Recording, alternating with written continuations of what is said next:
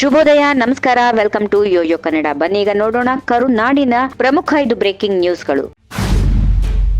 Ticket ಸಿಗ್ಲಿ ಸಿಗದೇ ಇರಲಿ, ನಾನು ಪಕ್ಷ ಜೊತೆ ಇರುತ್ತೇನೆ ಎಂದು ಬಿಜೆಪಿ ನಾಯಕ ಸಿಪಿ ಯೋಗೇಶ್ವರ್ ಹೇಳಿದ್ದಾರೆ. ಚನ್ನಪಟ್ಟಣ ಉಪಚುನಾವಣೆಯ ಅಭ್ಯರ್ಥಿ ಆಯ್ಕೆ ವಿಚಾರ ಕುರಿತು ದೆಹಲಿಯಲ್ಲಿ ಹೈಕಮಾಂಡ್ ಭೇಟಿ ಬಳಿಕ ಚನ್ನಪಟ್ಟಣದಲ್ಲಿ ಮಾಧ್ಯಮಗಳೊಂದಿಗೆ ಮಾತನಾಡಿದ ಅವರು, ನಮ್ಮ ಹಿರಿಯ ಮುಖಂಡರ ಜೊತೆ ರಾಷ್ಟ್ರೀಯ ನಾಯಕರನ್ನ ದೆಹಲಿಯಲ್ಲಿ ಭೇಟಿಯಾಗಿದ್ದೇನೆ. ನಮ್ಮ ಪಕ್ಷದ ನಾಯಕರು ಹಾಗೂ ಎಚ್.ಡಿ. ಕುಮಾರಸ್ವಾಮಿ ಉಪಚುನಾವಣೆ ಬಗ್ಗೆ ಚರ್ಚೆ ಮಾಡಿದ್ದಾರೆ. ಚುನಾವಣೆ ಪ್ರಕಟವಾದ ಮೇಲೆ ಟಿಕೆಟ್ ಬಗ್ಗೆ ತೀರ್ಮಾನ ಆಗುತ್ತದೆ. ನಮ್ಮ ಹೈಕಮಾಂಡ್ ನಾಯಕರು ಹಲವು ಸಲಹೆ ಸೂಚನೆಗಳನ್ನು ನೀಡಿದ್ದಾರೆ. ಎರಡೂ ಪಕ್ಷದ ಮುಖಂಡರು ಒಟ್ಟಾಗಿ ಚುನಾವಣೆಗೆ ಹೋಗಬೇಕು. ಹೀಗಾಗಿ ಹೈಕಮಾಂಡ್ ತೀರ್ಮಾನಕ್ಕೆ ನಾವು ಬದ್ಧರಾಗಿರಬೇಕು ಎಂದು ಹೇಳಿದರು.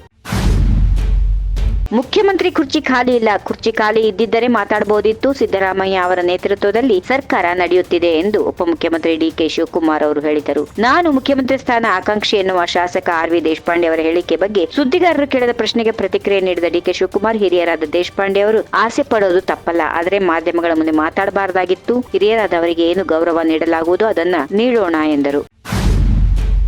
ಟೀಕಿಸುವ ಭರದಲ್ಲಿ ಸಿಎಂ ಸಿದ್ದರಾಮಯ್ಯ ಅವರ ಬಗ್ಗೆ ಅನುಚಿತ ಪದ ಬಳಸಿದ್ದಕ್ಕಾಗಿ ವಿಧಾನಸಭೆ ವಿರೋಧ ಪಕ್ಷದ ಉಪನಾಯಕ ಶಾಸಕ ಅರವಿಂದ್ ಬೆಲ್ಲದ್ ಅವರು ಮುಖ್ಯಮಂತ್ರಿಗಳನ್ನ ಕ್ಷಮೆ ಯಾಚಿಸಿದ್ದಾರೆ. ಜಿಂದಾಲ್ ಕಂಪನಿಗೆ ಕಡಿಮೆ ದರದಲ್ಲಿ ಜಮೀನು ಕೊಟ್ಟಿರುವ ವಿಚಾರದಲ್ಲಿ ಸಿಎಂ ವಿರುದ್ಧ ಶಾಸಕ ಅರವಿಂದ್ ಚಂದ್ರಕಾಂತ್ ಬೆಲ್ಲದ್ ಅವರು ಅನುಚಿತ ಪದ ಬಳಸಿದ್ರು. ರಾಜ್ಯದ ಜಮೀನು ಕಡಿಮೆ ದರಕ್ಕೆ ಜಿಂದಾಲ್ಗೆ ಕೊಟ್ಟಿರುವುದಕ್ಕೆ ಆಕ್ರೋಶ ಹೊರಹಾಕಿದ್ದ ಶಾಸಕ ಬೆಲ್ಲದ್, ಜಮೀನ್ ಸಿದ್ದರಾಮಯ್ಯನವರ ಅಪ್ಪನ ಮನೆ ಆಸ್ತಿನಾ ಎಂದಿದ್ರು. ಈ ಪದ ಬಳಕೆ ಮಾಡಿರುವುದಕ್ಕಾಗಿ ಬೆಲ್ಲದ್ ಪತ್ರದ ಮೂಲಕ ಕ್ಷಮೆ ಯಾಚನೆ ಮಾಡಿದ್ದಾರೆ.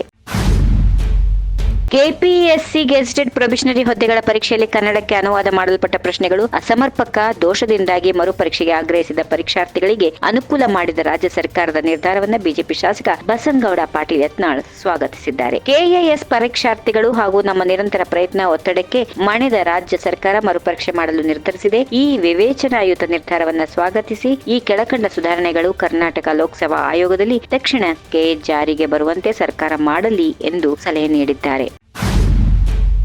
ಸಿಎಂ ಆಗಬೇಕೆಂಬ ಆಸೆ ಯಾರಿಗಿರಲ್ಲ ಹೇಳಿ, ನನಗೂ ಇದೆ ಎನ್ನುವ ಮೂಲಕ ಸಚಿವ ಜಮೀರ್ ಅಹಮದ್ ಖಾನ್ ಸಿಎಂ ಕುರ್ಚಿಗೆ ಟವಲ್ ಹಾಕಿದ್ದಾರೆ. ಸಿದ್ದರಾಮಯ್ಯ ಆಪ್ತ ಬಳಗದಲ್ಲಿ ಗುರುತಿಸಿಕೊಂಡಿರುವ ಜಮೀರ್ ಅಹಮದ್ ತಮಗೂ ಮುಂದೆ ಸಿಎಂ ಆಗಬೇಕು ಎನ್ನುವ ಆಸೆ ಇದೆ ಎಂದಿದ್ದಾರೆ. ರಾಜ್ಯ ಸರ್ಕಾರದಲ್ಲಿ ಸಿಎಂ ಬದಲಾವಣೆ ವಿಚಾರ ಕೆಲವು ಹಿರಿಯ ನಾಯಕರು ಸಿಎಂ ಆಗಬೇಕೆಂದು ಬಯಸುತ್ತಿರುವುದರ ಬಗ್ಗೆ ಪ್ರತಿಕ್ರಿಯೆ ನೀಡಿದ ಅವರು, ನನಗೂ ಆಸೆ ಇದೆ ಎಂದು ಹೇಳಿದ್ದಾರೆ. If you like this video, ಬೇಗ ಲೈಕ್ ಮಾಡಿ, ಕಾಮೆಂಟ್ ಮಾಡಿ, ಶೇರ್ ಮಾಡಿ ಹಾಗೂ ಯೋಯೋ ಟಿವಿ ಕನ್ನಡವನ್ನು ಸಬ್ಸ್ಕ್ರೈಬ್ ಮಾಡಿ.